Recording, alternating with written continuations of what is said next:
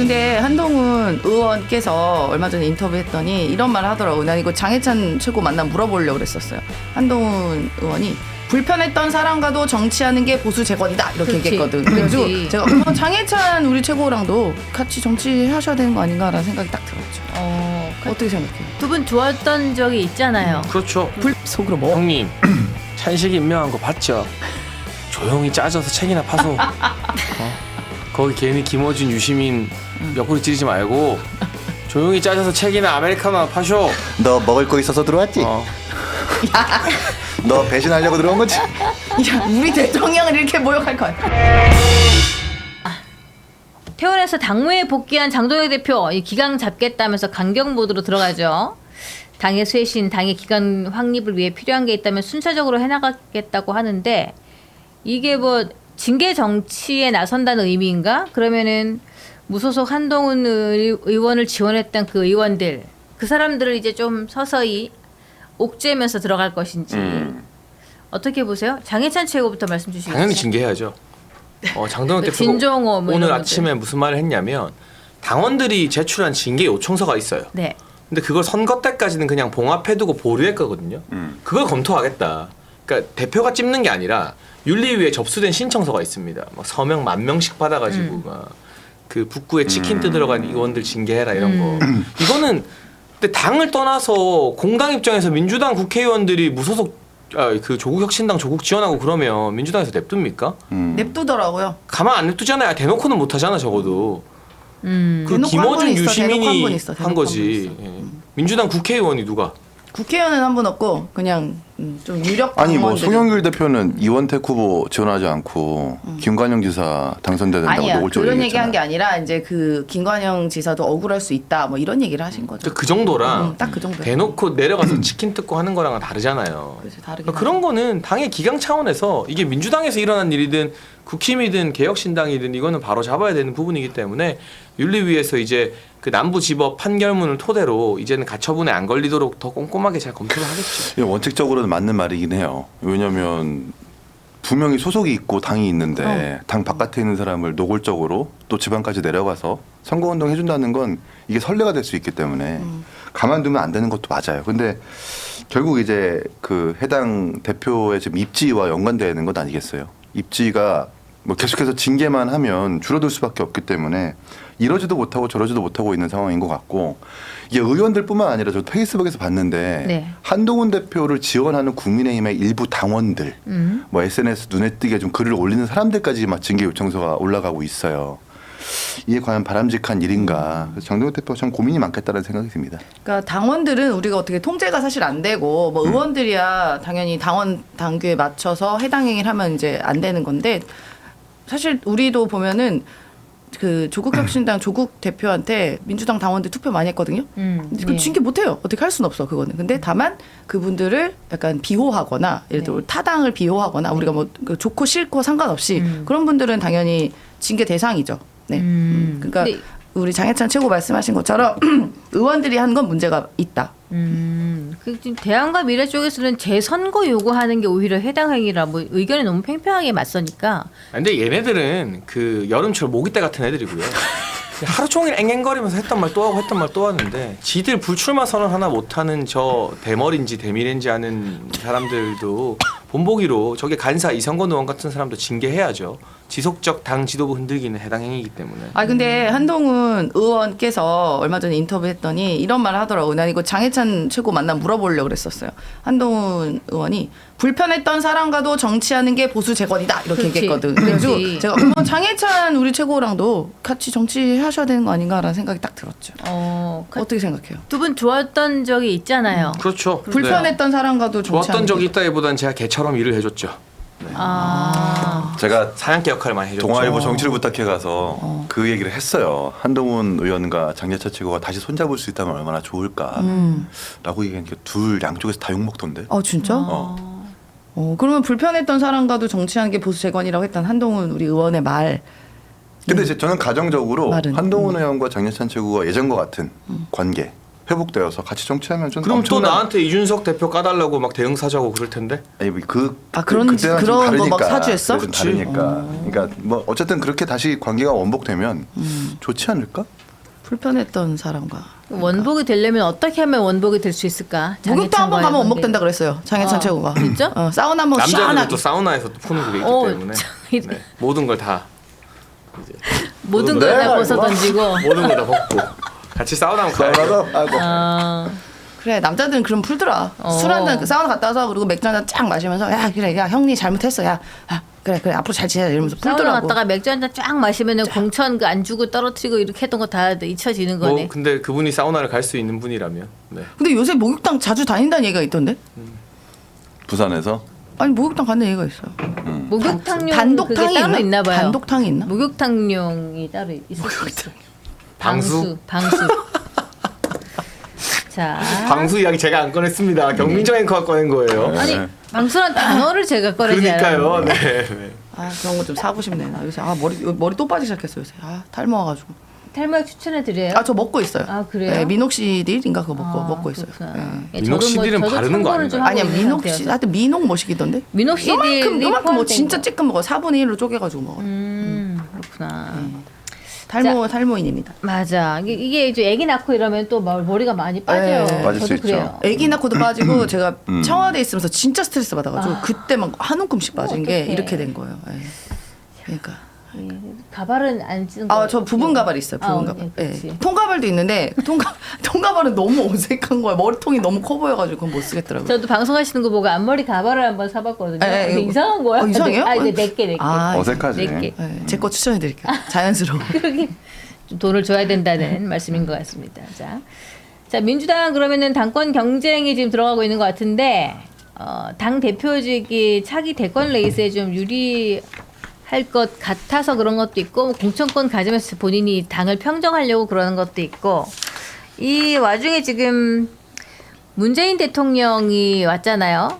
네, 서울에 서울 오셨어요. 왔는데 네. 거기에 정청래 대표가 가장 첫 번째 자기가 당대표 사퇴하고 첫 번째로 갔단 말이죠. 그러면은 너무 이제 개파 표시를 확 내는 거 아닌가요? 뭐 이재명을 확 추앙해 놓고 그런 식으로 하시면 좀 섭섭했겠다 대통령이. 근데 솔직히 말해서 정청래 전 대표께서도 네. 딱히 친문도 아니에요. 근데 딱히 친문이라고 불려진 분이 아니에요. 그분은 누구신가요, 그러면? 그냥 정체성이 정청래 대표 전 대표는 그냥 본인 스스로가 약간 본인 자아가 엄청나게 이렇게 돋보이시는 분이라서 딱히 개파가 뭐 네. 친노도 아니고 친문도 아니고 친명도 이제 아닌 것처럼 됐고 해서 그냥 독립적인 분이라고 하는 게 더 맞죠. 예. 그러니까 그 소위 말하면 친노 이런 분들 딱딱딱 몇 분 계세요. 이광재 뭐 이런 분들 계시잖아요. 네. 근데 친문도 뭐 윤건영 의원이나 고민정 의원 이런 분들 있는 것처럼 네. 딱히 그렇게 분류가 사실 이렇게 되기가 좀 어려운 분이긴 근데 합니다. 본인은 친노임을 표방하는 거 아니에요? 뭐 친노 2002년에 노사모 출신이고 노사모 카페에서 그 아이디 뭐 쌀입인가요? 뭐였더라? 그걸 되게 부각하는 쌀입이 거 맞아. 보니까 그때 당시 이제 김민석 총리가 정몽준 캠프에 있었기 때문에 그걸 선명하게 대비하기 위해서 부각하는 건 아닌가. 근데 이제 이렇게 말씀드리면 죄송한데 사실 파묘하면은 노무현 대통령과 관계가 별로 안 좋은 것들이 많이 나옵니다.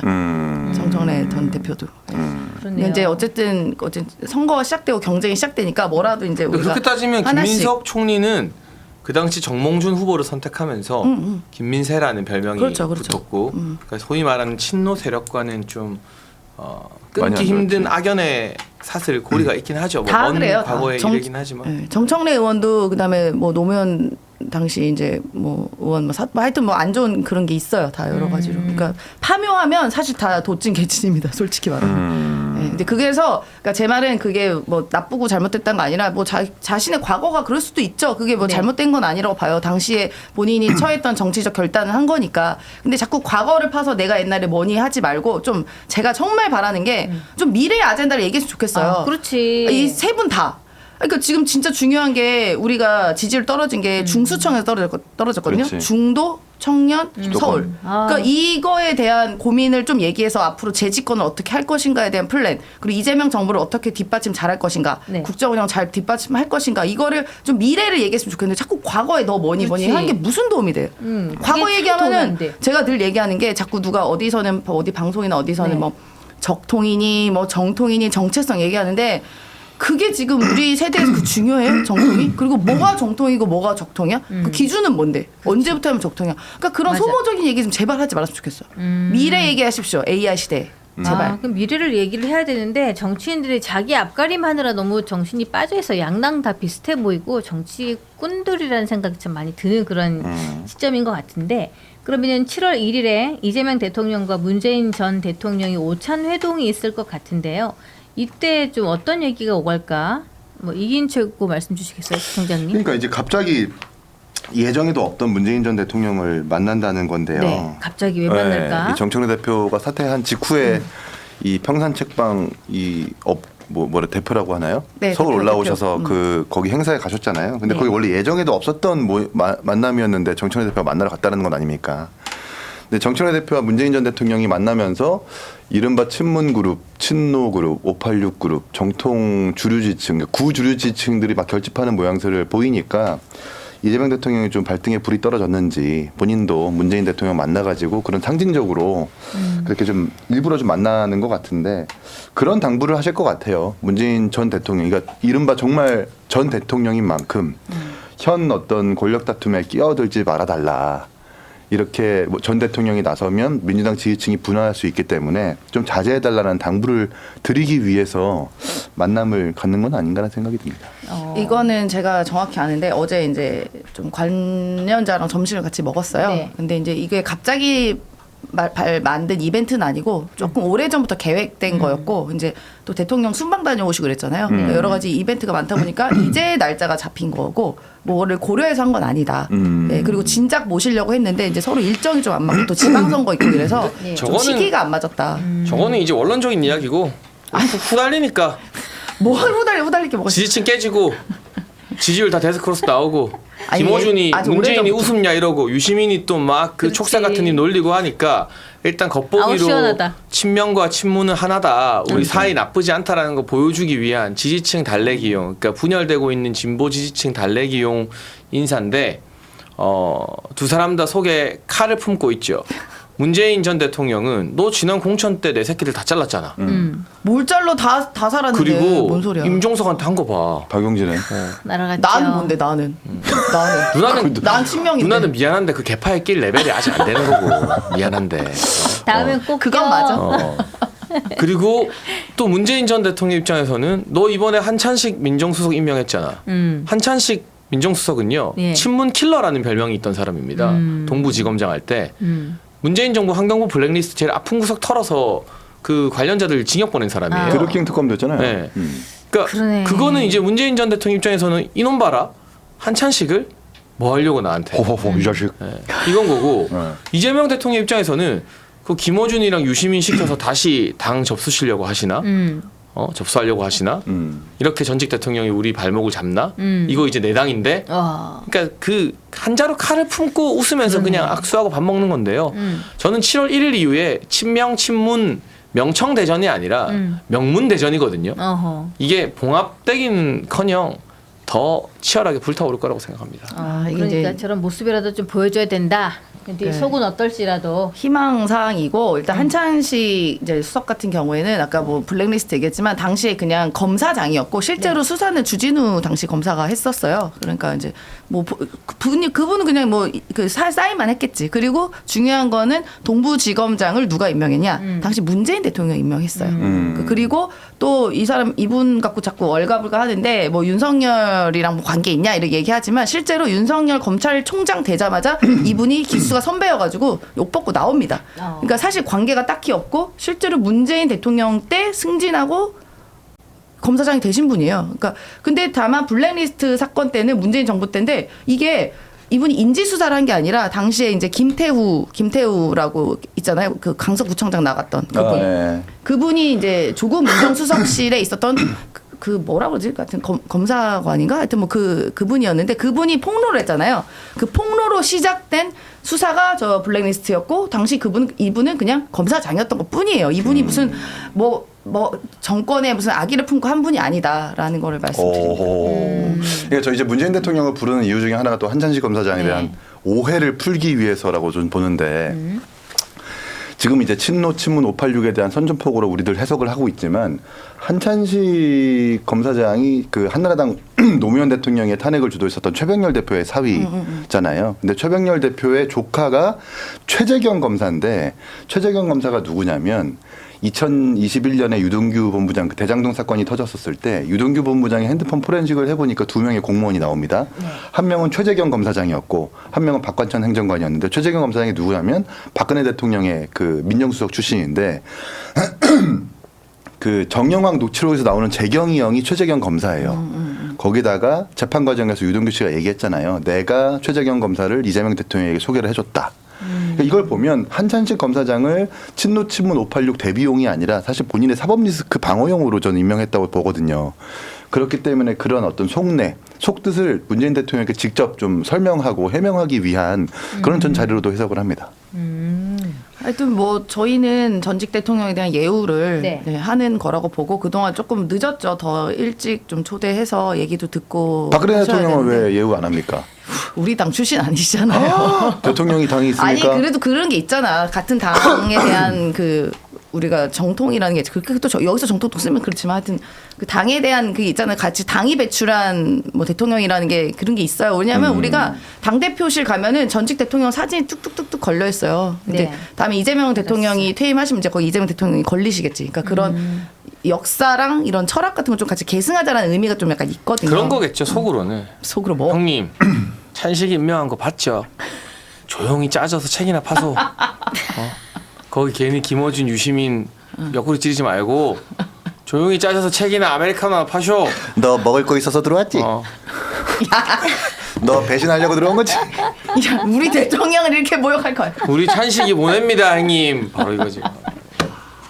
예, 속마음은 저런 것 마음껏 같은데 놀려라. 겉으로는 뭐 이렇게 두 분 잘 접견을 하시겠죠. 예, 7월 1일이라고 하니까 며칠 남았네요. 메뉴도 궁금합니다. 옛날에 이재명 대통령이 당대표 시절 평산마을 갔을 때 김종숙 여사가 그 옥바라지 음식으로 유명한 온반을 차려줘서 화제가 됐거든요. 예. 그래서 아 이제 곧 감옥 간다는 뜻인가? 뭐 별의별 해석이 다 나왔어요. 아니 뭘 말도 안 그래서- 되는 해석을 해. 아니, 그 당시에 그런 뉴스도 많았어. 그래서 말도 안 이번에는 되는 과연 해석을 해. 어떤 뉴스가 나올까? 문재인 대통령이 뭐 어떤 메뉴가 싸가지겠죠? 나올까? 흰색 두부를 싸가지겠죠? 미친 거 아니야? 야, 아니, 진짜. 호호호 이거 좀 주세요. 아, 돌았나 봐 진짜. 호호호. 퇴임 후에 음식 못 갖고 들어갑니다. 청와대에 들어갈 퇴임 때. 후에 기대가 됩니다. 하면서 흰색 아, 따끈따끈한 퇴임 두부. 후에 아주 존경받는 대통령이 될 그러게. 거예요. 네.